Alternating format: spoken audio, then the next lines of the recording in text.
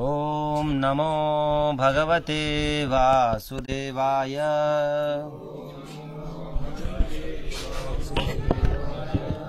ఓం నమో భగవతే వాసుదేవాయ.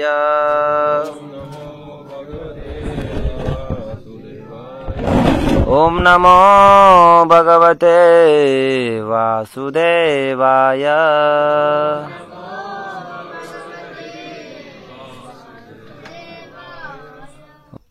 చతుర్థ స్కందము 9వ అధ్యాయము 54 శ్లోకము. తత్ర తత్రోపసంక్లిప్తై లసత్మకరతోరణై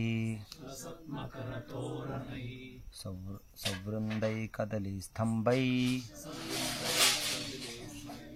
పూగపోతైచ్చ తద్విధై తద్విధై. ఇచ్చింది అభయచరణారవింద భక్తి వేదాంత స్వామి శిల ప్రభుపాదికి. నగరమంతయు ఫలపుష్పభరితమగు కదలీ వృక్షములతో అలంకరించబడెను. పోక మొక్కలు అచ్చటచ్చట కానవచ్చెను. పెక్కు మకర తోరణములు కూడా అమర్చబడెను. భాష్యం. పచ్చని తాటాకులు, కొబ్బరి మట్టలు, పోక చెట్టు మట్టలు, అరిటాకులతోనూ మరియు పండ్లు పూలు ఆకులతోనూ అలంకరణలు కావించబడెను. శుభకార్యములు భారతదేశం నందు అత్యంత ప్రాచీనమైనవి. ధ్రువునికి స్వాగతము పలుకుటకై తానపాద మహారాజు అటువంటి ఒక గొప్ప ఏర్పాటును కావించెను. పురజనులందరూ దాని యందు అత్యంత ఉత్సాహముతో పాల్గొనిరి. హరే కృష్ణ. ఉత్తానపాద మహారాజు చాలా సంతోషంగా ఉన్నారు. సో తన యొక్క పుత్రుడు గొప్ప భక్తుడు. తర్వాత ఆయన తన నుంచి దూరం అయిపోయారు. దూరం అయిపోయిన తర్వాత ఏ తండ్రికైనా ఒక కొడుకు దూరంగా వెళ్లిపోయాడంటే చాలా బాధగా ఉంటుంది. ఏదైనా యాత్రకు వెళ్ళినప్పుడు గాని, తిరుపతి లాంటి క్షేత్రాలకు వెళ్ళినప్పుడు గాని, ఎప్పుడైనా వాళ్ళ పిల్లలు తప్పిపోతే చాలా బాధగా ఉంటుంది. ఎంత బాధగా ఉంటుందంటే వాళ్ళ ప్రాణం వాళ్ళ శరీరంలో ఉండదు. పిల్లవాడు ఎక్కడ ఉన్నాడు అనే దాంతోటే వాళ్ళు తలమునకలైపోయి ఉంటారు అన్నట్టు. సంపూర్ణంగా మొత్తం వారి యొక్క ఆలోచనలన్నీ కూడా ఏ విధంగా వాళ్ళ పిల్లవాన్ని మళ్ళీ తన దగ్గరికి తెచ్చుకోవాలి అనే ఆలోచనలతోటి వాళ్ళు సంపూర్ణంగా నిమగ్నం అయిపోయి ఉంటారు. కానీ ఎప్పుడైతే మళ్ళీ తన పిల్లవాడు దొరికినప్పుడు ఎంతో సంతోషానికి గురి అవుతారు. ఎంత సంతోషిస్తారంటే ఆ తల్లిదండ్రులు ఇంకా ఈ ప్రపంచంలో వాళ్ళంతా అదృష్టవంతులు, సంతోషాన్ని పొందిన వారు ఇంకొకరు లేరన్న అటువంటి ఆనందాన్ని వాళ్ళు పొందుతారు. ఇక్కడ ఉత్తానపాదుడు కూడా వాళ్ళ తండ్రి, వాళ్ళ కొడుకు, కుమారుడు ధ్రువుడు చూసిన వెంటనే ఎంతో ఆనందాన్ని పొందాడు. ఆయన ఎంతో సంతృప్తిని పొందాడు. ఎంతో ఆందోళన తన మనస్సు నుంచి దూరం అయిపోయినాయి. తను ఎంత ఆనందంగా ఉన్నాడనే దానికి ఆయన ఎంతో మంచిగా అలంకరణ చేయించాడన్నట్టు. నా కొడుకు మళ్ళీ వస్తున్నాడు. ఇంత వైదికమైన విధానంలో ఉందన్నట్టు ఈ అలంకరణ కూడా. ఇప్పుడు మనం చూస్తున్న సమాజంలో ఉన్నటువంటి కార్యక్రమాలకు గాని, శుభకరమైనటువంటి కార్యక్రమాల్లో కూడా ఇటువంటి వైదికమైనటువంటి అలంకరణ మనకు కనిపించదు. అవెంతో శాస్త్రీయమైనటువంటివి, తర్వాత ఆరోగ్యవంతమైనటువంటివి, ప్రతి ఒక్కరి హృదయాన్ని భగవంతుని వైపు తీసుకెళ్లేటువంటి పద్ధతి అన్నట్టు. ఇప్పుడు చూడొచ్చు, మనము ఇప్పుడు ఏదైనా మందిరాలకు ఇప్పుడు మనం వెళ్ళినా కూడా భగవంతునికి మనం లైట్ కొట్టాల్సి వస్తుంది అన్నట్టు. శ్రీ విగ్రహాలకు కూడా లైట్ కొట్టాల్సి వస్తుంది అంటే అందరికీ కనిపించాలి అని. కానీ భగవంతునికి ఇబ్బంది కలిగిస్తుంది అది. అవునా కదా? భగవంతునికి నచ్చదు అది. కానీ భగవంతునికి ఎలా అలంకరణ, భగవంతునికి ఏది ఇష్టము అనేటువంటివి, శుభకార్యాలు ఎలా చేయాలి అనేటువంటివి అవన్నీ కూడా శాస్త్రంలో ఉన్నవి. ఆ శాస్త్ర విధానం ప్రకారం మనం అనుసరించినట్లయితే దానివల్ల ప్రతి ఒక్కరు కూడా ఆ యొక్క ఆధ్యాత్మిక లాభాన్ని పొందుతారు అన్నట్టు. మెల్లమెల్లగా ఈ నాగరికత ఆ యొక్క విధానాలన్నింటినీ కూడా మర్చిపోతుంది అన్నట్టు. ఆ విధానాలన్నింటి కూడా సంపూర్ణంగా మర్చిపోయి భగవంతుడికి ఇచ్చిన విధానాలకు విరుద్ధమైనటువంటి ధోరణిలో వెళ్తుంది అన్నట్టు. అది చాలా చాలా ప్రమాదకరమైనటువంటిది.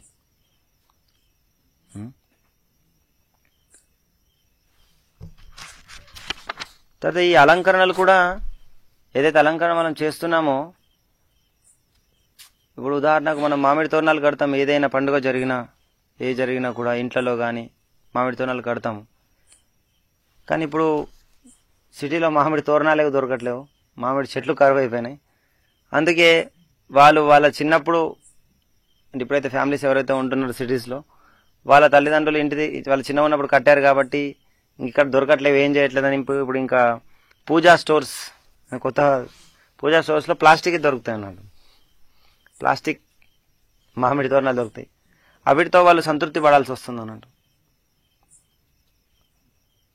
కానీ అది చేస్తున్నాము, కానీ దానివల్ల ఎటువంటి లాభం వాళ్ళు పొందరు. సో ఈ మామిడి తోరణాలు ఏవైతే మనం కట్టినప్పుడు అవి ఏవైతే చెడు క్రిములు ఏవైతే ఉన్నాయో అవి స్వీకరిస్తాయి అన్నట్టు. అవి తీసేసుకొని ఆ మందిరంలో కానీ ఆ గృహంలో కూడా మంచి వాయువుని అవి ప్రసరింపజేస్తాయి అన్నట్టు.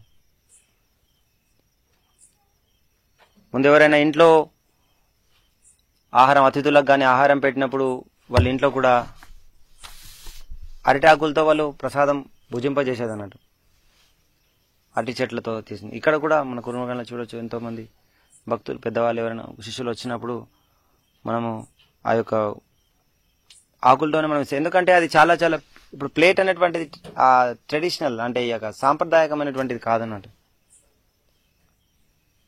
సో ఇప్పుడు మనం పేపర్ ప్లేట్లో ఇస్తున్నాం, అది దానికంటే కూడా ఈ అరిటాకు అనేటువంటిది ముందు వేల మంది ఎంతమంది వచ్చినా కూడా ఈ అరిటాకులతోటి ఆ యొక్క ప్రసాద వితరణ జరిగేది అన్నట్టు. ఎందుకంటే ఆ యొక్క ఈ అరటి ఆకుకు కూడా అందులో ఉన్నటువంటి ఏవైతే చెడు ఏవైతే విషపూరితమైనటువంటి ఏవైతే ఉన్నాయో ఆరోగ్యానికి హాని కలిగించేదో అది తీసేసుకుంటుంది అన్నట్టు. ఆకు తీసుకొని ఆరోగ్యవంతమైనటువంటిది మనకు ఇస్తుంది అన్నట్టు. ఇదొక విషయం మనం చూడొచ్చు. ఇదనే కాదు, పాశ్చాత్య సంస్కృతిలో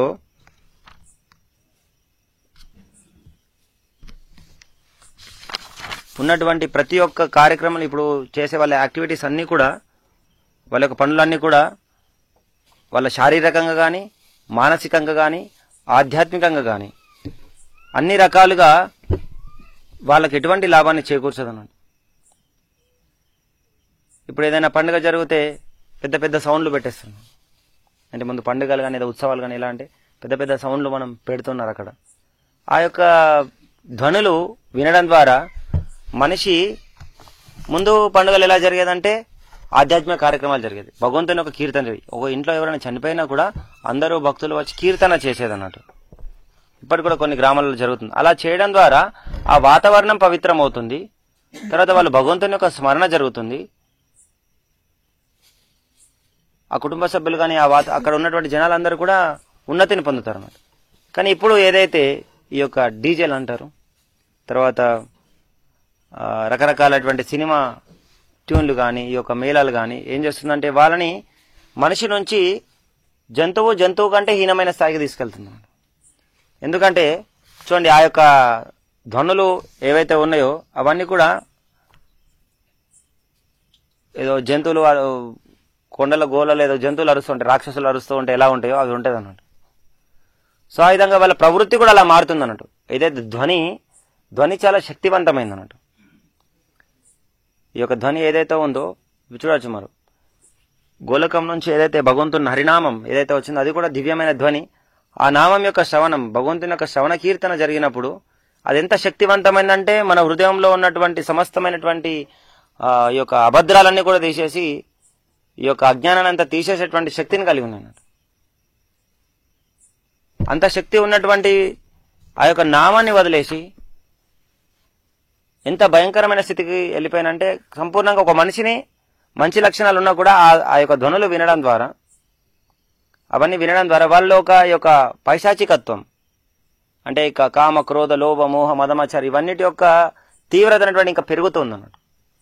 ఆల్రెడీ ఎన్నో కోట్ల జన్మల నుంచి వస్తున్నటువంటి యొక్క ఎన్నో కోట్ల జన్మల నుంచి ఎన్నో సంస్కారాలతో ఈ యొక్క కుసంస్కారాలతో మనం ఎంతో కర్మను మోస్తూ ఉన్నాం. తర్వాత చెడు సంస్కారాలతో మనం పతనం అవుతూ ఉన్నాం. ఇంకా దానికి ఇంకా ఆహారం పోస్తూ ఉన్నారు. ఎలాగైతే అగ్నిలో ఇంకా పోస్తూ ఉంటే పెట్రోల్ పోస్తూ ఉంటే అది ఇంకా పెరుగుతూ ఉంటుంది, ఇంకా వేరంగా పెరుగుతూ ఉంటుంది అన్నట్టు. సో అలాగే ఈ విధంగా ఇంకా భౌతికమైనటువంటి ఆసక్తుల్ని ఇంకా నీచమైనటువంటి ఆ స్థితికి దిగజారేటట్లు చేస్తుంది. సో కాబట్టి చాలా చాలా ప్రమాదం ఉంది. చేసే ప్రతి అడుగులో ప్రతి ఒక్క చూడండి ముందు వైదికంగా వర్ణాశ్రమ ధర్మ విధానంలో ఏంటంటే ప్రతి ఒక్కటి కూడా ముఖ్యంగా దైవీ వర్ణాశ్రమ విధానంలో ప్రతి ఒక్క కార్యక్రమం కూడా భగవంతుణ్ణి స్మరణ చేసే విధానంతో అనుసంధానమై ఉంటుంది అన్నట్టు. ఏ కార్యమైనా సరే, ఏ ఆలోచన అయినా సరే ఒకవేళ అలా చేయట్లేదు అంటే దానివల్ల ఏం లాభం లేదన్నట్టు. సంసిద్ధిర్ హరితోషణం, హరిని యొక్క సంతృప్తి పరిచే విధంగా, తర్వాత భగవంతుని యొక్క స్మరించే విధంగా ఒకవేళ ఆ పనిలో జరగనట్లయితే దానివల్ల ఎటువంటి లాభం అనేటువంటిది లేదన్నట్టు. మనకు ఏదైనా సరే, ఏ పనైనా సరే, ఏ ఆలోచన అయినా సరే, వేరే వాళ్ళతో మాట్లాడమే ఉండొచ్చు, ఇంట్లో కార్యక్రమాలు జరగవచ్చు, లేదా భగవంతునికి అలంకరణనే అయి ఉండొచ్చు.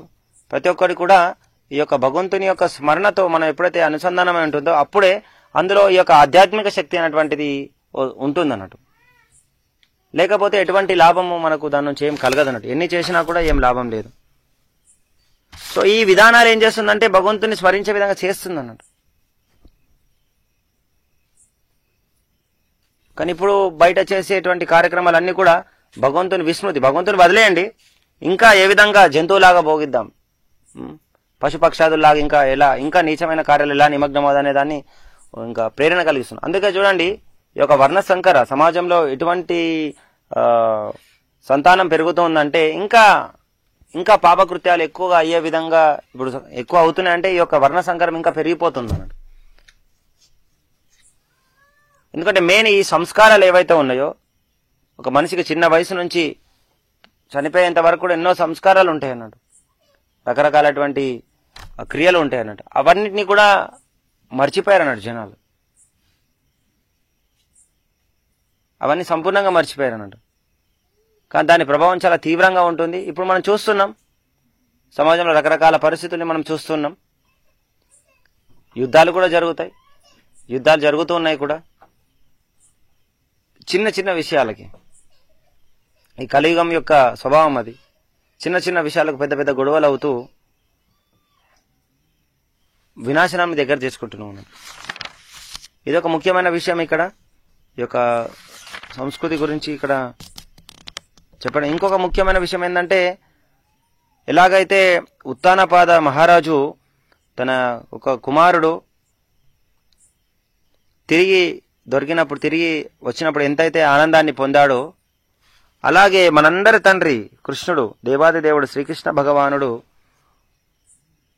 మనందరి కోసం ఎదురు చూస్తూ ఉన్నాడు అక్కడ. మనందరం కూడా ఇక్కడ ప్రపంచంలో ఉన్నటువంటి సమస్తమైనటువంటి సృష్టిలో, అనంతకోటి బ్రహ్మాండాల్లో ఉన్నటువంటి జీవులందరూ కూడా భగవంతుని యొక్క సంతానమే,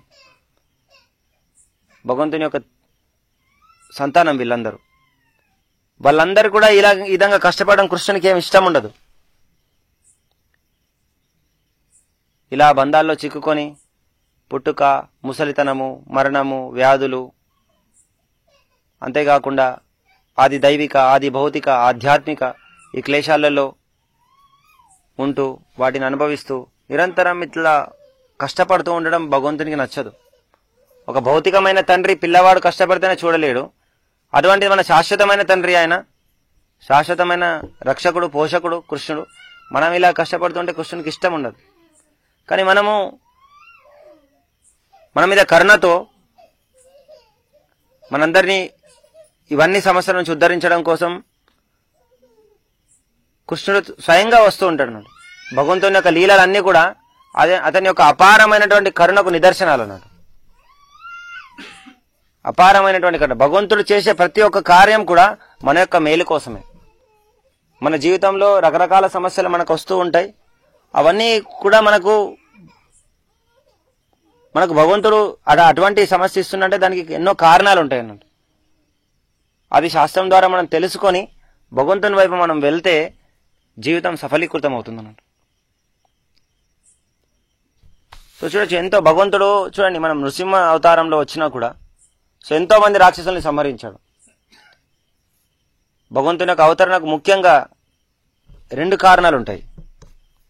రెండు కారణాలు అంటే కృష్ణుడు చెప్తారు, కుచోట భాష్యంలో చెప్పబడుతుంది, ఈ యొక్క దుష్టుల్ని శిక్షించడం కోసం, తన యొక్క భక్తులను రక్షించడం కోసం. కానీ ముఖ్యంగా భగవంతుడే స్వయంగా రావడానికి గల కారణం అంటే భక్తుల పట్ల ప్రేమనే ముఖ్యమైన కారణం. లేకపోతే స్వయంగా భగవంతుడు వచ్చి ఇవందరినీ చంపేయాల్సిన అవసరం లేదు. కృష్ణుడు తలుచుకుంటేనే వీళ్ళందరూ చనిపోతారు దుష్టుని సంహరించడం. కానీ భక్తుల పట్ల ప్రేమని ఇవ్వడం, భక్తుల పట్ల తన పట్ల ఎంత ప్రేమ ఉంది అని తెలియజేయడం కోసం భగవంతుడు స్వయంగా వస్తాడు అన్నట్టు. సో నరసింహస్వామికి ఆయన హిరణ్యకశిపు ఆయన జస్ట్ ఒక ఆలోచన, ఆయనకు ఈ సృష్టి, ఆయన ఒక రాక్షసుడు, ఈ బ్రహ్మాండంలో గొప్ప రాక్షసుడు అయి ఉండవచ్చు. కానీ భగవంతుడు తలుచుకుంటే ఒకటే క్షణంలో బ్రహ్మాండం నాశనం కూడా అయిపోతుంది. ఆయన స్వరాట్ అన్నట్టు, ఆయనకు కండిషన్ పెట్టేది ఎవరు లేరు అన్నట్టు. భగవంతుడు సర్వస్వతంత్రుడు అన్నట్టు. కానీ భగవంతుడు అలా చేయడు, నాశనం చేయగలుగుతారు కానీ చేయడు. ఎందుకంటే ప్రతి ఒక్కరి ఈ యొక్క సృష్టి కూడా ఎందుకు జరిగిందంటే ప్రతి ఒక్కరిని కూడా, ఈవెన్ వాడు రాక్షసుడైన నీచుడైన ఎంత దిగజారిపోయిన ప్రతి ఒక్కరిని కూడా ఎంతో అవకాశం ఇస్తాడు అన్నట్టు భగవంతుడు. ఎంత దిగజారిన స్థితిలో ఉన్నా కూడా అతను ఎన్నో అవకాశాలు ఇస్తూ మళ్ళీ ఏదో విధంగా ఈ జీవి తన యొక్క తప్పును సరిదిద్దుకొని ఏదో ఒక రోజు నా వైపు మళ్ళీ ఎప్పుడు తిరుగుతాడా అని కృష్ణుడు ఎదురు చూస్తున్నాడు. అదే విధంగా కృష్ణుడు ఆ యొక్క ఎదురు తిరిగే విధంగా రకరకాలైనటువంటి ఏర్పాట్లు ఆయనకు చేస్తూ ఉంటాడు అన్నట్టు. ఇప్పుడు మాయ ద్వారా రకరకాల శిక్షలు అందరికీ వస్తున్నాయి, రకరకాలైనటువంటి శిక్షలు అందరికీ వస్తున్నాయి. అది కూడా కరుణనే, భగవంతుని యొక్క కరుణ అనేది. ఎందుకంటే ఎప్పుడైతే ఈ శిక్షలు మనకు వస్తాయో అప్పుడు మనకు అర్థమవుతుంది, అప్పుడు మనకు ఏదో ఒక సమయంలో మనం అర్థం చేసుకుంటాం, నిజంగా ఇన్ని కష్టాలు వస్తున్నాయి, ఇన్ని రకరకాల సమస్యలు వస్తున్నాయంటే దీనికి కారణం ఏంటిది, నేను ఎంత కష్టపడినా ఈ యొక్క సమస్యలన్నిటి నుంచి శాశ్వతంగా బయటపడలేకపోతున్నాను, ఇవన్నీ నుంచి ఎప్పుడూ బయటపడలేకపోతున్నాను, ఎందుకోసం అనేటువంటి ఏదో ఒక సమయంలో ఒక జీవికి ఆలోచన వస్తుంది అన్నట్టు. ఇది మన ప్రపంచవ్యాప్తంగా ఇస్కాన్ మందిరాల్లో కానీ మన కూర్మగ్రామంలో కూడా ఎంతో మంది వస్తూ ఉంటారు అన్నట్టు. నేను ఇవన్నీ వాళ్ళు సంపూర్ణంగా ఏంటంటారు, డిస్ట్రెస్ అంటే మెంటల్ స్ట్రెస్, మానసిక సంక్షోభం కానీ, మళ్ళీ వాళ్ళు ఏ విధంగా అంటే వాళ్ళకి ఇంకా బతకడానికి కూడా ఆసక్తి అనేటువంటి పోతుంది అన్నట్టు చాలా మంది. ఇదేమి జీవితం అనేటువంటి ఆలోచన వాళ్ళకి వస్తుంది. కానీ అసలు జీవితం అంటే ఏంటిది, అప్పుడు అతనికి ఈ వైరాగ్యం ఎప్పుడైతే వస్తుందో అప్పుడు ఈ జీవితం అంటే ఏంటిది అనేటువంటి తెలుసుకొని ఒక సందర్భం వస్తుంది అన్నట్టు. ప్రతి ఒక్కరికి కూడా ఈ ప్రపంచంలో ప్రతి ఒక్కరికి కూడా ఆ సమయం వస్తుంది. కానీ ఆ సమయం వచ్చినప్పుడు ఎప్పుడైతే ఆ వ్యక్తి ఆధ్యాత్మిక మార్గంలో వెళ్తూ భగవంతుని తెలుసుకోవడానికి ప్రయత్నం చేస్తాడో అతని మెల్లమెల్లగా భగవంతుడు అన్ని రకాలైనటువంటి మార్గాలు ఇస్తాడు అన్నట్టు. తన దగ్గరికి రావాల్సినటువంటి సమస్తమైనటువంటి భక్తుల్ని పంపిస్తూ ఉంటారు, శుద్ధ భక్తుల్ని పంపిస్తూ ఉంటారు. తర్వాత వాళ్ళకి జ్ఞానం ఇవ్వడము, వాళ్ళకి యొక్క స్పిరిచువల్ ఆధ్యాత్మికమైన మార్గంలో మెల్లమెల్లగా గట్టెక్కించడానికి భక్తుల సాంగత్యాన్ని ఇవన్నిటిని ఇస్తుంటారు. కానీ ఆ సమయంలో అతని స్వతంత్రాన్ని సరిగ్గా ఉపయోగించుకోకపోతే, తన తప్పును అప్పుడు కూడా సరిదిద్దుకోకపోతే ఇంకెన్నో జన్మలన్నీ తిరగాల్సి వస్తుంది. అట్లా ఇంకెన్నో జన్మలు మనకు తిరగాల్సి వస్తుంది అన్నట్టు. కాబట్టి ముఖ్యంగా ఆ సమయంలో ఆ వ్యక్తి భగవంతుని వైపు తిరగడం కోసం తిరిగే ఆలోచన అంత సులువుగా రాదు. ఎన్నో కోట్ల జన్మల సుకృతి ఉంటే తప్ప అది రాదు. కానీ ఈ అవకాశం ప్రతి ఒక్కరికి ఇవ్వడం కోసం, అర్హత లేని వ్యక్తులకు కూడా ఈ యొక్క భగవంతుని సేవలో వచ్చే విధంగా, భగవంతుని వైపు ఆకర్షణ పొందే విధంగా చేయడం కోసం స్వయంగా తన భక్తుల్ని పంపిస్తాడు అన్నట్టు. స్వయంగా తాను వస్తాడు ఆకర్షించడం కోసం, ఈ జీవుల్ని ఆకర్షించడం కోసం, తన యొక్క సేవలో ఉన్నటువంటి మాధుర్యాన్ని తెలియజేయడం కోసం. సో మన శ్రీరామచంద్రమూర్తి వస్తారు, భగవంతుడు ఎంత కరుణ అనేటువంటి తెలియడం కోసం. ఈవెన్ రావణుడైనా సరే నాకు అక్కడ రామాయణంలో ఉంటుంది, ఇప్పుడు నాకు శరణాగతి పొందితే నేను ఆయనకు సంపూర్ణమైన రక్షణ ఇస్తాను అని చెప్తాను. అంటే భగవంతుడు ఎంత కరుణ అంటే తనకి ఎంత ఇబ్బంది పెట్టినా కూడా, అసలు రావణ్ వల్లనే ఎన్నో ఇబ్బందులు అంటే ఒక లీల అది, ఎంత ఇబ్బంది పెట్టినా కూడా మనము ఎప్పుడైతే భగవంతుని శరణాగతి పొందుతాం కృష్ణుడు రెడీగా ఉంటాడు అన్నట్టు. అంటే ఎంత కరుణ చూడండి. ఇదే కాదు, ప్రతి అవతారం మీరు తీసుకోండి, ఏ అవతారం అయినా కూడా సంపూర్ణమైన కరుణనే. ఈ ఎన్నో అవతారాలలో మళ్ళీ చైతన్య మహాప్రభు యొక్క అవతారం చాలా చాలా ఉన్నతమైంది. నమో మహావధాన్యాయ కృష్ణ ప్రేమ ప్రదాయతే కృష్ణాయ కృష్ణ చైతన్య నామ్నే గౌరద్విషే నమః. చైతన్య మహాప్రభు యొక్క అవతారం చాలా కరుణాపూర్ణమైనటువంటి అవతారం. ఎందుకంటే ప్రతి అవతారంలో కూడా చూడండి, మనం ఈవెన్ స్వయంగా దేవాది దేవుడు శ్రీకృష్ణ భగవానుడు వచ్చినప్పుడు కూడా ఆయన సర్వధర్మాన్ పరిత్యజ్య మామేకం శరణం వ్రజ అహం త్వాం సర్వపాపేభ్యో మోక్షయిష్యామి మా శుచా అని కండిషన్ పెట్టాడు కృష్ణుడు. అక్కడ కండిషన్ ఉందన్నట్టు, అక్కడ నాకు శరణాగతి పొందాలి, శరణాగతి అహం త్వాం సర్వపాపేభ్యో, అప్పుడు నేను రక్షిస్తానని చెప్పాను. ఆ యొక్క నియమం అనేది పెట్టాడు అన్నట్టు, నాకు శరణాగతి పొందు, తర్వాత నీకు నేనిస్తాను. కానీ చైతన్య మహాప్రభు యొక్క మహావధాన్య అవతారం, ఆ యొక్క అవతారం ఎంత గొప్పదంటే అసలు ఏమి కండిషన్ పెట్టలేదు అన్నట్టు. ఒకటే ఒక్క నియమం ఏంటంటే శ్రద్ధ. శ్రద్ధ ఎవరికి శ్రద్ధ ఉందో, భగవంతుని సేవ చేయాలని శ్రద్ధ ఉందో వాళ్ళకు కృష్ణ ప్రేమను పంచేశారు అన్నట్టు. ఈ కలియుగంలో ఇప్పుడున్నటువంటి పుట్టిన వాళ్ళు చాలా తక్కువ మందికి భగవంతుని నామాన్ని జపించేటువంటి అర్హత ఉందన్నట్టు. భగవంతుని నామం జపించడం అంత సులువైనటువంటి విషయం కాదు.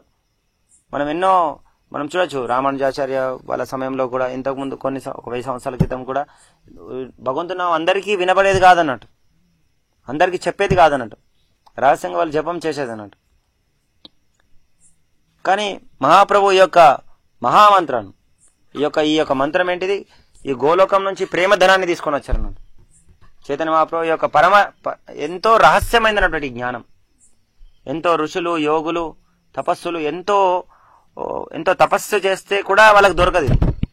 జన్మ కోటి సుకృతైర్న లభ్యతే, ఎన్నో కోట్ల జన్మల్లో మనం ఎంత సుకృతి చేసుకున్నా, ఎంత పుణ్యం చేసుకున్నా దొరకంది. చైతన్య మహాప్రభు తన అవతారంలో చాలా ఉదారంగా పంచిపెట్టారు అన్నట్టు. కాబట్టి దీంట్లో మనం ఈ విషయంలో చాలా తీవ్రంగా ఉండదు. ఆ యొక్క కృపని తీసుకోవడానికి మనం అర్హత ఏంటంటే ఈ శ్రద్ధ, కొంచెం శ్రద్ధతో, కొంచెం కించిత్ శ్రద్ధ. స్వల్పమప్యస్య ధర్మస్య త్రాయతే మహతో. స్వల్పం, ఏ చిన్న సేవ, ఏ చిన్న మన నామజపం చేసినా కూడా ఎంతో భయంకరమైన విపత్తుల నుంచి మనకు రక్షణ కలుగుతుంది. చైతన్య మహాప్రభు కృప కలుగుతుంది.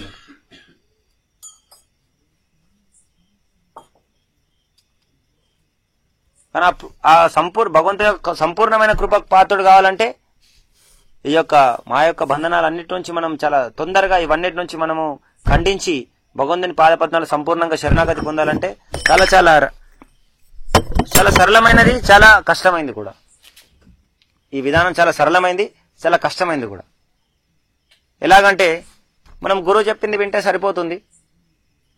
గురువు చెప్పిన విషయాలు ఏవైతే ఉన్నాయో అవి మనము సరిగ్గా శ్రవణం చేసినట్లయితే, వాళ్ళు ఇచ్చినటువంటి సూచనలు సరిగ్గా పాటించినట్లయితే చాలా సరళంగా మనం వెళ్ళిపోవచ్చు. కానీ అదే విధంగా మనం వీటిలో ఇచ్చిన సరళమైన విషయాలే వీటిని మనం సరిగ్గా పాటించినట్లయితే ఎన్ని జన్మలు వేసినా కూడా మనం వెళ్ళలేం. మన తండ్రి మన కోసం వెయిట్ చేస్తూ ఉన్నాడు కృష్ణుడు, కానీ ఆ యొక్క ప్రేమను మనం పొందలేమన్నట్టు. మన తండ్రికి మనం ఆనందాన్ని ఇవ్వలేమన్నట్టు. సో మన బృహద్భాగవతంలో కూడా చూస్తే ఎప్పుడైతే గోపకుమారుడు కృష్ణుని చేరుకుంటాడో అప్పుడు ఎంతో ఆనందిస్తాడు అన్నట్టు. కృష్ణుడు ఎంతో ఆనందిస్తాడు అన్నట్టు. భగవంతునితో మనకు నిజమైన ప్రేమ సంబంధం ఉందన్నట్టు.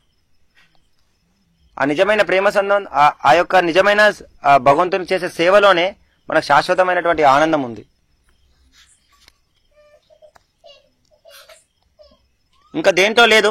జీవుడు ప్రయత్నం చేస్తూ ఉన్నాడు, దేంట్లో దొరుకుతుందో ఆహారం తినడంలోనే, నిద్రపోవడంలోను, మైథునంలోను, భయపడంలోను, అన్నిటి నుంచి రక్షణ పొందడంలోను చాలా రకాలుగా ప్రయత్నం చేస్తుంది. ప్రపంచం అంతా కూడా ప్రయత్నం చేస్తుంది అన్నట్టు భగవంతుని యొక్క సేవ లేకుండా ఆనందంగా ఉండడం కోసం. అది అసంభవమైనటువంటి కార్యం, అది సాధ్యమైనటువంటి విషయం కాదు.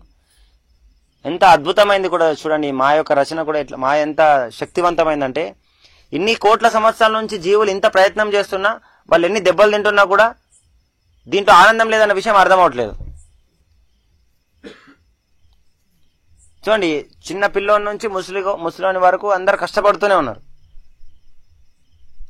కానీ ఎవరు కూడా ఆ యొక్క సంపూర్ణమైన సంతృప్తి పొందట్లేదు, అయినా కూడా కష్టపడుతూనే ఉన్నారు.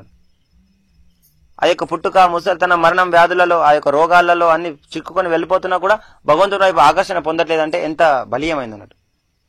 సో దాన్ని దాటాలంటే ఒకటే, ఈ యొక్క భగవంతుని పట్ల అసూయ చాలా తీవ్రంగా ఉంది. ఆ అసూయ నుంచి మనం పొందాలి, దీని నుంచి బయట రావాలంటే ఈ యొక్క గురువు యొక్క సూచన చాలా తీవ్రంగా పాటించాలి మనం. అప్పుడే మనకు ఈ యొక్క ఏదైతే భగవంతుని పట్ల ప్రేమ నుంచి మనం ఏదైతే దూరం వచ్చినప్పుడు మనం పొందగలుగుతాం అన్నట్టు. లేకపోతే ఎంత కష్టపడినా కూడా అది సాధ్యం కాదు, సంభవమైనటువంటి విషయం కాదు అది.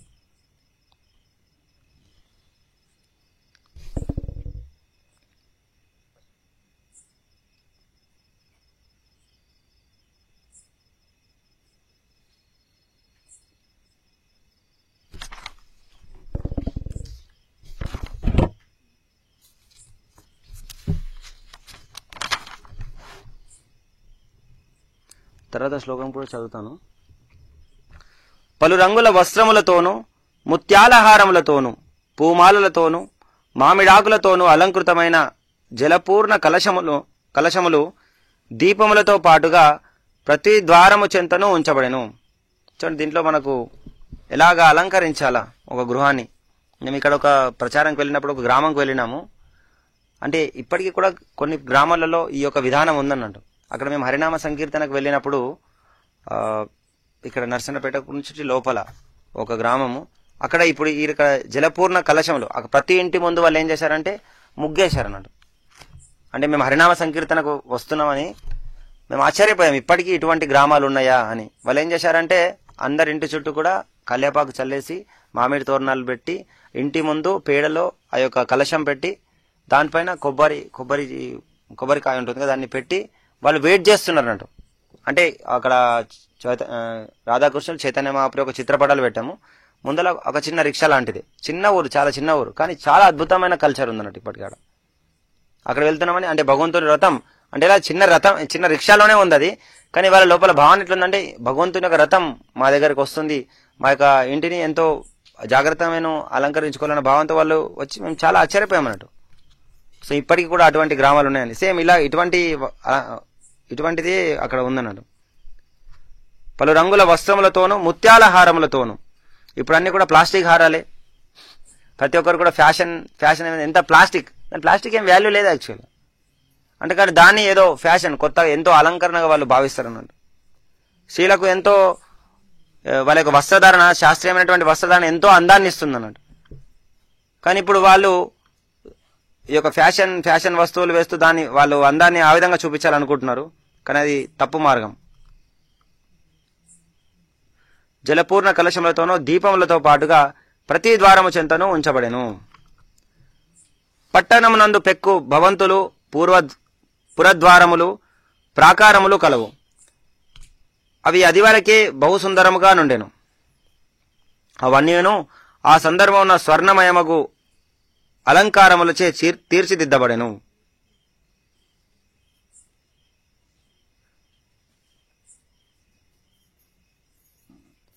పురమందిర శిఖరములు, పురముపైన ఎగిరెడి సుందరమగు విమానముల శిఖరములు దేదీప్యమానముగా వెలుగొందెను.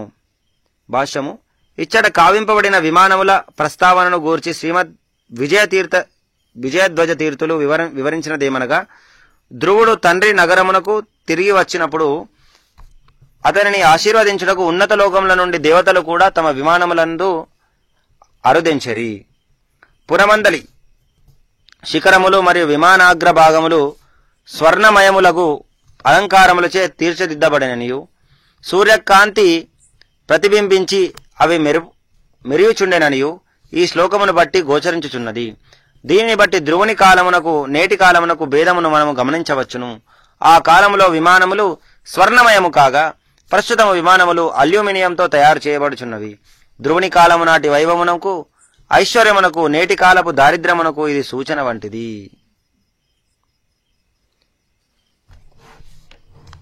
సో ఇక్కడ కూడా అప్పటి కాలానికి ఇప్పటి కాలానికి ఎంత భేదం ఉంది. ఇప్పుడు ఎక్కడ చూసినా కాంక్రీట్ జంగిల్ ఉంటున్నాం, ఎక్కడ చూసినా కూడా మనకు ఈ యొక్క సిమెంట్తో కట్టినటువంటి నిర్మాణాలు అన్ని మనకు కనబడుతూ ఉంటవి. కానీ ముందు శిఖరాలు ఎలా ఉండేవి? ఇంటి శిఖరాలు స్వర్ణమయంతో ఉండేవి అన్నట్టు.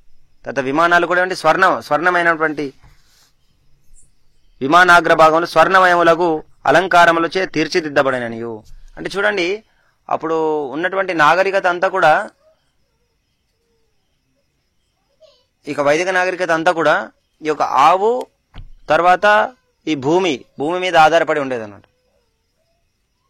ఆవు తర్వాత భూమి. మీరు చూడొచ్చు నందమహారాజ్ దగ్గర అన్ని వైశ్యలో 9 లక్షల ఆవులు ఉండేవి అన్నట్టు. నిజమైన సంపద ఆవులే అన్నట్టు.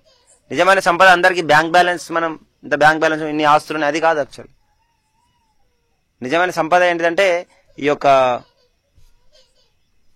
ఆవు తర్వాత ఈ భూమి ఆధారంగా ఏదైతే నాగరికత ఉంటుందో ఆ నాగరికతలో ఎటువంటి ఈ ఆర్థిక ద్రవ్యోల్బణాలు కానీ ఇవన్నీ రావడం జరగదు. ఆర్థిక సంక్షోభం, తర్వాత ఎకనామికల్ క్రైసిస్ అంటారు కదా, ఇవేం కూడా జరగవు. ఎందుకంటే అవి ఎప్పుడూ నాశనం చెందవు.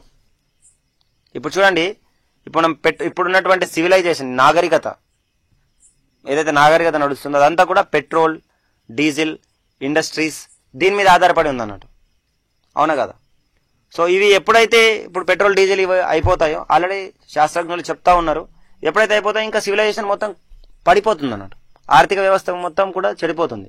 తర్వాత ఇంకొక విషయమైనటువంటి ఇంకొక ముఖ్యంగా మనం గమనించదగిన విషయం ఏంటంటే, ఎప్పుడైతే ఈ విధానం ప్రకారం వెళ్తున్నారో జనాలు, వాళ్ళ లోపల ఈ రాక్షస ప్రవృత్తి కూడా పెరుగుతూ ఉంది. మీరు చూడండి, దేశాలలో అందరు కూడా మాకు ఎలా మా దేశానికి ఎలాగా ఇది లాభం చేస్తుంది. సో యుక్రెయిన్, రష్యా లాంటి దేశాలు యుక్రెయిన్ పైన వార్ ప్రకటించడము, ఎంతో అమాయకమైన జీవులను చంపడం. అంటే చూడండి, మనకు తెలియకపోవచ్చు ఈ యొక్క ఆవు మీద నేల మీద అని చెప్తున్నారు ఏంటిది, ఇది మంచిగానే నడుస్తుంది అని అనుకోవచ్చు. కానీ ఇది చాలా సూక్ష్మంగా ఉంటుంది అన్నట్టు, చాలా చాలా సూక్ష్మంగా ఉంటుంది. ఎందుకంటే చూడండి, ఎప్పుడైతే మనము ఒక వ్యక్తి ఇంట్లో ఒక ఆవు యొక్క సేవ చేస్తాడో, ఆ ఆవు యొక్క సేవ వలన ఆయన లోపల ఉన్నటువంటి ఈ యొక్క చెడు లక్షణాలు కూడా తగ్గుతాయి. ఎందుకంటే అలా చాలా చాలా ఎందుకంటే ఆవు గోబ్రాహ్మణ హితాయి, ఆవు కృష్ణునికి చాలా ప్రియమైనటువంటి జీవి. దానికి సేవ చేయడం ద్వారా అతను ఆధ్యాత్మికంగా పురోగతి చెందుతాడు. తర్వాత ఆయన లోపల ఈ యొక్క ఏదైనా సమస్యలు వచ్చినా కూడా, ఆయన శారీరకంగా కూడా ఏమైనా సమస్యలు వచ్చినా కూడా ఆవు ఏం చేస్తుందంటే, ఈ యొక్క మేతకు తీసుకెళ్ళినప్పుడు ఆ రకమైనటువంటి ఔషధాలు తీసుకొని అతనికి ఆ రోగాన్ని నయం చేస్తుంది అన్నట్టు. మనం చూడొచ్చు, ఈ ప్లేగ్ అప్పట్లో ప్లేగ్ చాలా భయంకరంగా సోకింది. ప్రపంచంలో ఎంతో మంది జనులు చనిపోయారు. కానీ ఎక్కడైతే ఆవులు, కొందరు సైంటిస్టులు వచ్చి ఇండియా మొత్తం రీసెర్చ్ చేస్తూ ఉంటే, ఎవరింటైతే ఆవులు ఉన్నావో అక్కడ వాళ్ళకి సోకట్లేదు అన్నట్టు, వాళ్ళ మీద ప్రభావం చూపించట్లేదు అన్నట్టు. అంటే సైడ్ ఎఫెక్ట్, ఈ యొక్క శారీరకమైనటువంటి రక్షణ ఇవ్వడం సైడ్ ఎఫెక్ట్ ముఖ్యంగా ఆవు మీద నేల మీద ఆధారపడినటువంటి భగవంతుని సంతృప్తి పరుస్తుంది అన్నట్టు. ఎందుకంటే భగవంతుడు ఇచ్చిన సిస్టమ్ అది. మనందరికి కూడా, ఈ మొత్తం జీవులందరికీ కూడా భగవంతుడు ఒక డిజైన్ చేసి ఇచ్చాడన్నట్టు. మనం ఎలా ఉండాలి, ఏ విధంగా జీవించాలి, ఏ విధంగా మళ్ళీ మనం భగవంతుని ధామం చేరుకోవాలి, ఒక డిజైన్ చేసి మనకు ఆల్రెడీ ఇచ్చారన్నట్టు. బ్లూ ప్రింట్ అంటారు, అది ఇచ్చారన్నట్టు మనం. కానీ దాని ప్రకారం మనం వెళ్ళట్లేదు, అందుకే ఈ సమస్య. మళ్ళీ ఇంకొకటి ముఖ్యమైన విషయం అంటే, ఈ యొక్క నేల, భూమి మనకు అన్నీ ఇస్తుంది అన్నట్టు. భూమి మనకు కావాల్సినటువంటి అన్నీ ఇస్తుంది అన్నట్టు. వ్యవసాయం చేయడం ద్వారా మనకు కావాల్సిన ఆహారము, తర్వాత ఆవు ద్వారా వచ్చేటువంటి పాలు, దీని ద్వారా మనము ఈ శరీరాన్ని పోషించుకొని ఈ ఆధ్యాత్మికంగా కూడా మనం పురోగతి చెందించవచ్చు అన్నట్టు. అప్పుడు ముందేమి ఇండస్ట్రీస్ లేవు. అప్పుడు కూడా ఈ యొక్క విమానం సంబంధించినటువంటి జ్ఞానం ఉంది, విమాన శాస్త్రం సంబంధించినటువంటి జ్ఞానం ఉంది, లేదానికి లేదు. ఇప్పుడు ఏదైతే జ్ఞానం ఉందో ఇది చాలా చాలా తక్కువ. ఇప్పుడైతే నాగరికతలో ఉన్నటువంటి జ్ఞానం ఏదైతే మేము శాస్త్రంగా పురోగమించిన ఇవన్నీ చెప్తున్నారో అది చాలా చాలా తక్కువ జ్ఞానం అన్నట్టు. ఓన్లీ గ్రాస్ అంటే ఈ యొక్క కళ్ళకి ఏవైతే కనిపిస్తుందో ఆ విషయాల మీద ఆధారపడి నడుస్తుంది అన్నట్టు. భూమి, నీరు, నిప్పు, తర్వాత ఆకాశం, దీనికి ఆధారంగానే వాళ్ళు పరిశోధన చేస్తున్నారు. కానీ మనకు మనస్సు ఉంది, బుద్ధి ఉంది, ఈ అహంకారం ఉంది, ఈ సూక్ష్మ పదార్థాలు అన్నట్టు. ఈ సూక్ష్మ పదార్థాలకు సంబంధించినటువంటి జ్ఞానం వాళ్ళకి లేదు. మనం చూడండి, కర్దమముని విషయంలో మనం కర్దమముని యొక్క 3వ స్కందంలో మనం చూస్తే, కర్దమముని పెద్ద ఒక నగరాన్ని సృష్టిస్తాడు అన్నట్టు ఆయన. ఇప్పుడు మనం ఒక ఏరోప్లేన్ వెళ్తున్నామని ఎంతో మనం గర్విస్తున్నాము. కానీ ముందు ఉన్నటువంటి ఈ యొక్క అది యోగ విధానంలో ఆయన ఎక్కడ కావాలంటే అక్కడికి ట్రావెల్ చేస్తున్నట్టు. మళ్ళీ దాంట్లో అన్ని ఫెసిలిటీస్ ఉన్నాయి. మళ్ళీ తర్వాత ఇంకొక ముఖ్యమైన విషయం ఏంటిదంటే, ఆ యొక్క నగరాలన్నీ కూడా ప్రకృతిని విధ్వంసం చేసేవి కాదు, ప్రకృతిని నాశనం చేసేవి కాదు అవి. మరి ఇప్పుడు ఉన్నటువంటి విషయాలు, ఇప్పుడు మనం మన చేతిలో మనందరి ఇప్పుడు బయట ఉన్న ప్రతి ఒక్కరి దగ్గర స్మార్ట్ ఫోన్స్ ఉన్నవి. ఆ స్మార్ట్ ఫోన్ తయారు కావాలంటే ఎన్ని ఫ్యాక్టరీస్ కావాలా? దానికి సంబంధించిన కరెంట్ రావాలంటే ఎన్ని ఫ్యాక్టరీస్ కావాలా? ఇప్పుడు కార్లు, పెట్రోల్, డీజిల్ ఇవన్నీ తీయాలంటే ఎన్ని ఫ్యాక్టరీస్ కావాలా? ఈ ఫ్యాక్టరీస్ ఇవన్నీ మనం వాడుతున్నాం. ఆ వాడడం వల్ల ఎన్నో జీవులు చనిపోతాయి. మన జీవితం యొక్క విలువ కూడా మన ఏదైతే 100 సంవత్సరాలు జీవించాలి, మనం 100 సంవత్సరాలు కూడా జీవించట్లేదు. 50-60 సంవత్సరాలకి ఎన్నో వ్యాధులు వస్తున్నాయి. చిన్న చిన్న పిల్లలకు హార్ట్ అటాక్స్ వస్తున్నాయి. తర్వాత సరే ఇంత చేస్తున్నా కూడా వాళ్ళు ఆనందంగా ఉన్నట్టు అది లేదు, అది కూడా లేదు. మరి ఏం లాభం పొందుతున్నాం? ముఖ్యంగా కృష్ణుడు ఇచ్చినటువంటి విధానం మనం పాటించట్లేదు. అది మెయిన్ సమస్య అక్కడ జరుగుతుంది అన్నట్టు. సో మొత్తం నాగరికత అంతా కూడా రివర్స్ డైరెక్షన్ వెళ్తుంది, 90 degrees ఆపోజిట్ లో వెళ్తుంది అన్నట్టు.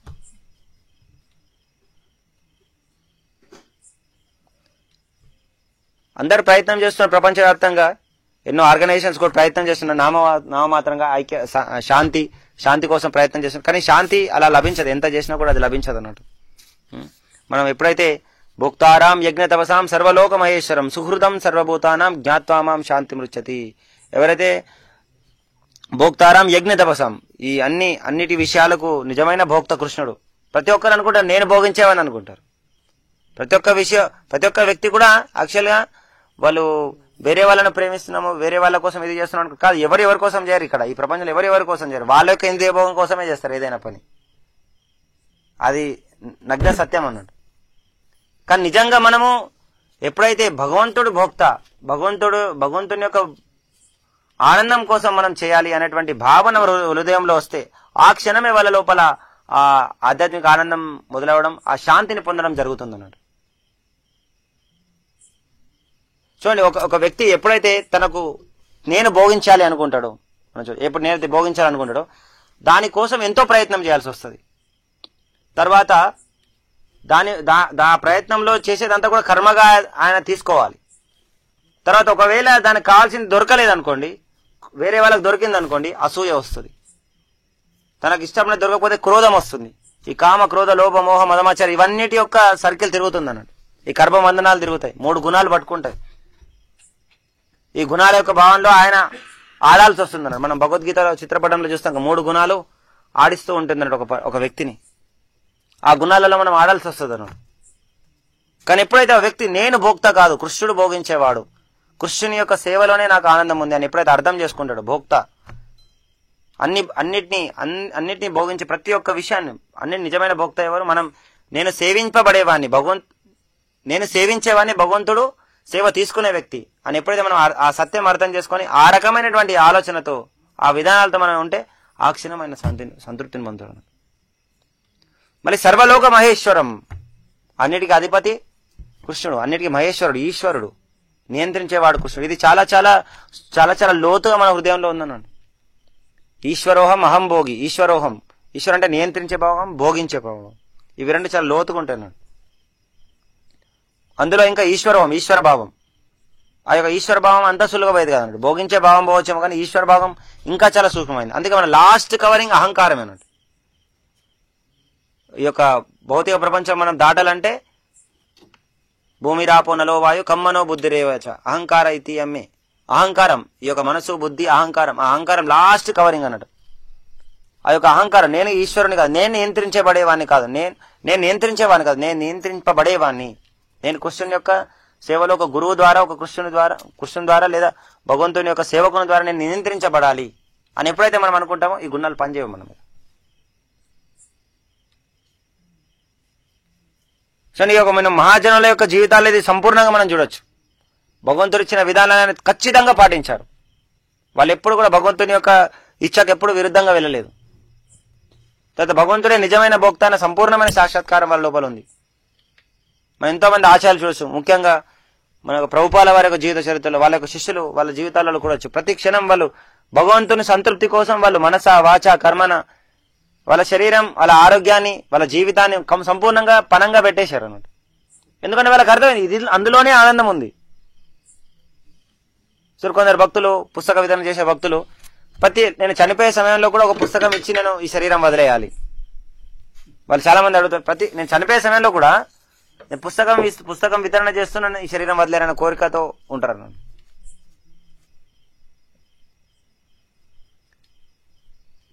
గురు మహారాజ్ కూడా ఎన్నోసార్లు పరమ పూజ భక్తి వికాస్ స్వామి మహారాజ్ కూడా ఈ యొక్క కంఠం ఎప్పుడు కూడా ఆయన యొక్క జీవితాన్ని ఎప్పుడు కూడా ఆయన స్వలాభం కోసం ఎప్పుడు జీవించలేదు. నిజమైన గొప్ప గురువు ఆయన. సో ఎప్పుడు ఏ క్షణం కూడా ఆయన జీవితంలో చూడొచ్చు, ఎప్పుడు కూడా ఏ క్షణం కూడా నాకు ఏది సంతృప్తి కలిగి, నాకేది నిజంగా నా యొక్క భోగం కోసం ఉందని ఒక్క ఆలోచన కూడా లేదన్నట్టు జీవితం. సో ప్రభుపాల వారి జీవితంలో మనం చూడొచ్చు, ఆయనకి ఏమీ అవసరం లేదు, ప్రభుపాల వారికి ఎక్కడికే వెళ్లాల్సినటువంటి అవసరం లేదు. ఆయన బృందావనంలో ఉంటూ అలాగా ఆయన లీల చాలించినా సరిపోతుంది అన్నట్టు. కానీ ఎందుకోసం చేశాడు? ఈ యొక్క భగవంతుని యొక్క సంతృప్తి, భగవంతుని యొక్క సంతృప్తి అనేటువంటిది చాలా చాలా ముఖ్యమైనది. అది ఆయన ఆచరించి చూపించారన్నట్టు. ఎంత దూరం వెళ్ళారంటే ఆయన ఎన్ని హార్ట్ అటాక్స్ వచ్చినా కూడా శరీరం సహకరించకపోయినా, ఏంటిది 70 సంవత్సరాల వయసు అంటే ఏంటిది? ఇప్పుడు 40 సంవత్సరాలు 50 సంవత్సరాలు వస్తేనే శరీరం పనిచేయట్లేదు సరిగా. 70 సంవత్సరాల వయసులో అసలు 12-13 సంవత్సరాల సమయంలో, ఈ 13 సంవత్సరాల్లో ఇన్నిసార్లు ప్రపంచమంతా తిరగడము, 108 మందిరాలు నిర్మించడము, 10,000 మంది శిష్యుల్ని స్వీకరించడము అనేటువంటిది ఒక మామూలు విషయం కాదనంటది, సాధారణమైనటువంటి విషయం కాదండి. అది ఆచరించి అది వాళ్ళు సంపూర్ణంగా భగవంతుని యొక్క సంతృప్తి కోసం, భగవంతుని ఇంకా అంటే మనం భోక్త కాదు అని అనుకుంటున్నాం, కానీ నిజంగా భగవంతుని యొక్క సంతృప్తి కోసం ఎంత లిమిట్ వరకు మనం వెళ్ళాలి, భగవంతుని యొక్క సేవ, భగవంతుని ధామం మనం వెళ్ళాలంటే వాళ్ళు మనం ఎంత ఏ రకంగా మనం సేవ చేయాలి అనేటువంటిది వాళ్ళు శిష్యుల్ని ఆ రకంగా ఎంగేజ్ చేసి వాళ్ళకు సాక్షాత్కారం కూడా కలిగించారంటూ. కాబట్టి చాలా చాలా తీవ్రంగా ఉండాలి. నిజంగా సిన్సియర్గా మనకు నిజంగా భగవంతుని యొక్క చేరుకోవాలని ఉందా, గురువుని నిజంగా సంతృప్తి పరచాలని ఉందా అనేది మనం ప్రతిరోజు మనం పరీక్షించుకోవాలి. అలా చూసుకున్నైతే మళ్ళీ అలా నిజంగా మనం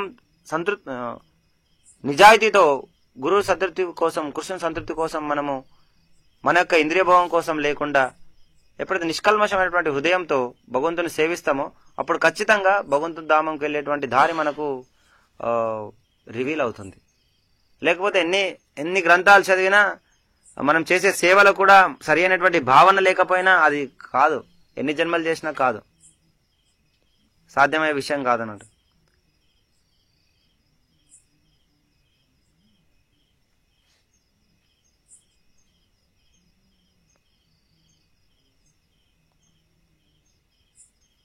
ముఖ్యంగా మనం అందరూ కోరుకునేది ఒక గోలోక బృందావనం, గోలోక మనం బ్రహ్మమధ్వ గౌడీయ సాంప్రదాయంలో ఉన్నటువంటి అందరు కూడా ముఖ్యంగా కోరుకునేది గోలోక బృందావనం వెళ్ళాలని అందరు కోరుకుంటూ ఉంటారు.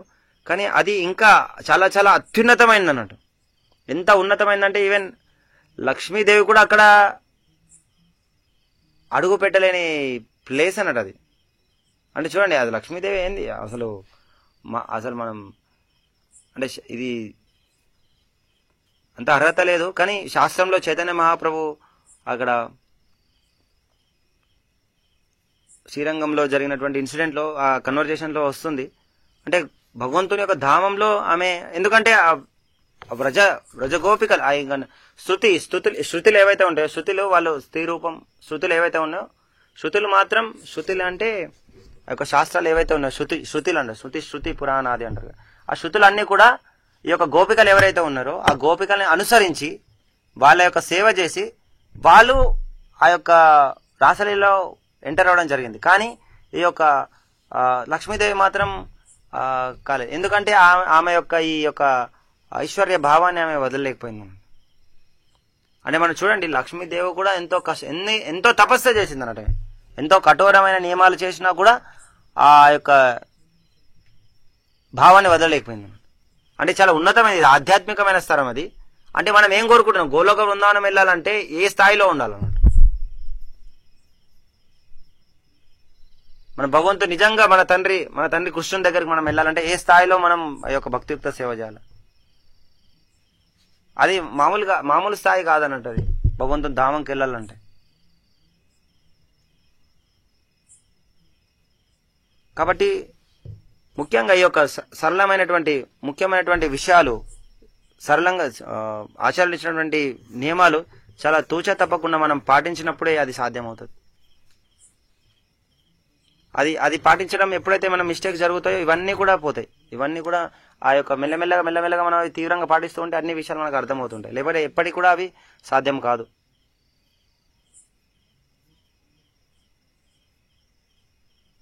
హరే కృష్ణ. ఏమైనా తప్పులుంటే క్షమించండి. ఏమైనా ప్రశ్నలుంటే అడగవచ్చు.